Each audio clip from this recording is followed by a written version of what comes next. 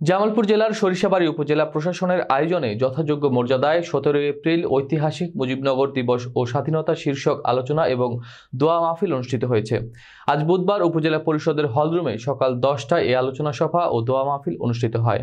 উপজেলা পরিষদ চেয়ারম্যান বীর মুক্তিযোদ্ধা মোহাম্মদ গিয়াসউদ্দিন পাঠান, বিশেষ অতিথি হিসেবে উপস্থিত ছিলেন উপজেলার সহকারী কমিশনার ভূমি সাদ্দাম হোসেন।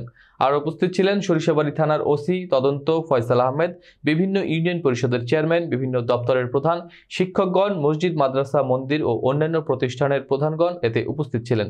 এ সময় বক্তব্য প্রদান করেন সরিষাবাড়ী উপজেলা প্রেস ক্লাবের সভাপতি বীর মুক্তিযোদ্ধা মোহাম্মদ আব্দুল আজিজ, সাতপোয়া ইউনিয়ন পরিষদের চেয়ারম্যান আবু তাহের, মহাদান ইউনিয়ন পরিষদের চেয়ারম্যান আনিসুর রহমান জুয়েল, উপজেলা প্রাথমিক শিক্ষক সমিতির সভাপতি মোখলেসুর রহমান প্রমুখ। অনুষ্ঠানের শুরুতে কোরআন তেলাওয়াত, গীতা পাঠ ও ঐতিহাসিক মুজিবনগর দিবসে জাতির জনক বঙ্গবন্ধু শেখ মুজিবুর রহমান সহ জাতীয় 4 নেতা ও স্বাধীনতার সপক্ষের সকল শহীদদের বিদেহী আত্মার শান্তি কামনা করে দাঁড়িয়ে 1 মিনিট নীরবতা পালন করা হয়। দোয়া ও মোনাজাত পরিচালনা করেন উপজেলা কেন্দ্রীয় মসজিদের প্রেস ইমাম মুফতি এনামুল হক তরফদার।